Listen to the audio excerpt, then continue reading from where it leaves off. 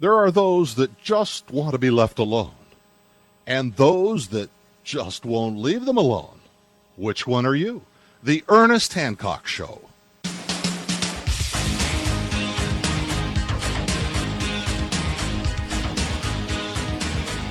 Welcome back to Declare Your Independence with me, Ernest Hancock. I'm on the upswing. I'm starting to feel a little better. But we got Robert Weil is going to help me out here. He's going to fill the time that normally I'd be yakking because he's got a lot to say. And let me go ahead and pull this up. Here's a map of China and India, and they share a common border for, it looks like probably at least hundreds of miles. And it's they dominate the Asian economy right now, and I'm wondering, the relationships between them is going to be what? India was a British colony at one time, and now they're not.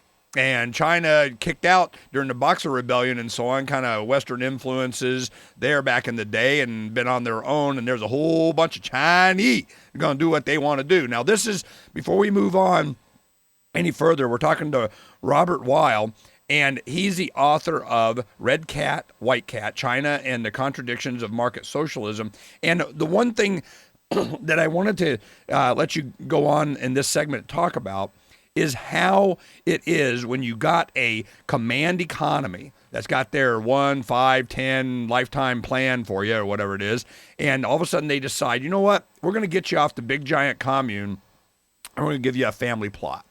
We're going to let you, farm that.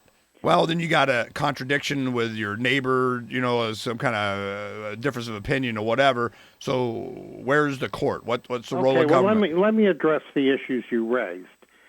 Let me make 3 points. One is, yes, there are inefficiencies in both kinds of systems, okay? But just going back historically, the Soviet Union, using the kinds of plans that you were mentioning, industrialized probably more rapidly than any other society ever had, to the point where they were able to defeat the German invasion and become rivals with the United States as a superpower. That's not complete inefficiency, in my view. And the Chinese under the socialist era, under Mao, also carried out a lot of industrialization and development. So just historically, it's not accurate to say that, they were just stumbling along with no development, no innovation until the capitalist system came back in. Well, this is my point, Robert, so that we can, and I know we're of a different philosophical opinion here. I'm a libertarian, and you're probably not. But the point that I'm making is that whenever we talk about the advancement of a society, it, from my perspective, is the proper role of government. The only justification for an existence. Let me finish. I will allow you to address it as soon as I make my point. Well, you've made a lot of points, and my point is that to look at the advancement of a society and what they can create, in the terms of like roads or dams or all that kind of stuff, means nothing to me. It's what do they do to advance the individual rights of all the individuals. For them, freedom is the goal, in my opinion.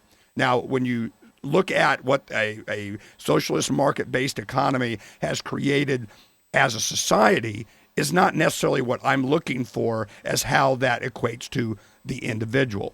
So that's why I ask questions about how are the individuals protected, because when you give a family plot to someone and you say, here, why would they do that?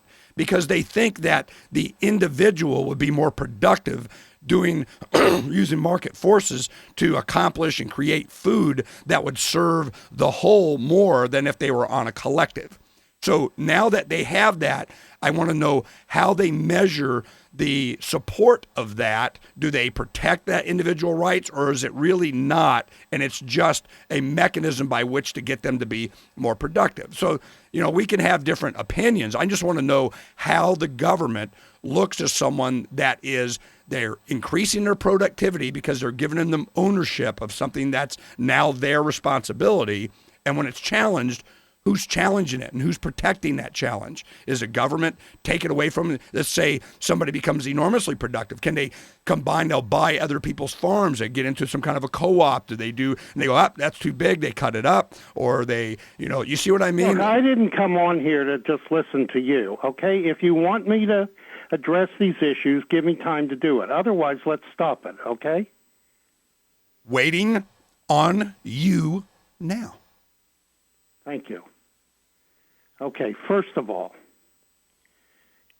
there's questions of what you want to get out of a kind of system.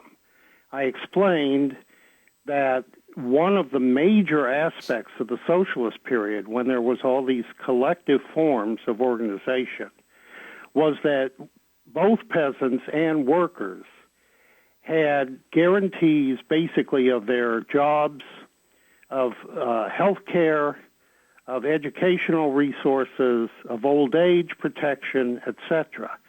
Production was not the only goal by any means. It was to provide these kinds of securities to working people in ways that they had never had, for millennia in China. And they did accomplish to an amazing extent in a poor country to provide those kinds of benefits to working people, to hundreds of millions of working people. Now, what's happened with the dissolution of the collective forms of organization is, yes, they have provided the kind of individual incentives that you're talking about, and these have allowed for a certain kind of enormous productivity to develop that we're all experiencing with China today, but which is, one, fueled to a very great extent by foreign investment, not simply by domestic development, and secondly, has been done at the cost of tens of millions of workers in the cities being laid off, many of them remaining jobless, of polarization in the countryside, where you now have wealthy farmers in some cases and local government officials ripping off the land to sell to developers, while other peasants, other farmers are increasingly left unable to survive in the countryside. And now you have 130, 150, nobody knows the exact figure, of migrant workers coming into the cities to do the export industries, exploited brutally in factories, working 80 hours a week, earning $100 a month at most, under often horrendous conditions. If that's the kind of society you want, then that's what China is developing. If you want 50 million people unemployed without health insurance in the United States, and you want, 10% unemployment or close to it, that's the system you're advocating. When we come back, Robert's going to help us understand what he would advocate. How would we go back to what China was doing before? Can America do that? Should we do that?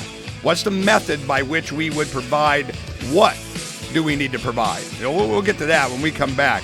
What is it that we are required to provide? Are we required? Why are we required? These are good questions Robert's going to help me out with when we come back. Uncovering the secrets and exposing the lies. That's what readers of freedomsphoenix.com get every day. Readers of freedomsphoenix.com are constantly provided the information that detail the real news between the lines of propaganda about government policies and the true relationship we all have with coercive governments. Learn the true condition of our economy, innovations and technological breakthroughs in energy, health, computer science, and space travel. Learn the truth well before it's admitted to in the lamestream media, the media that is so last century. Corporate media has evolved into nothing more than distributors of government propaganda, but we now have a fantastic alternative. FreedomsPhoenix.com provides constant news updates on the issues that affect our lives in the most important ways. Our liberty and our property are under constant attack, and FreedomsPhoenix.com provides the understanding behind the propaganda while encouraging the participation of our readers. Join us at FreedomsPhoenix.com. That's freedoms with an S, Phoenix.com. FreedomsPhoenix.com, where the revolution between the ears has already matured.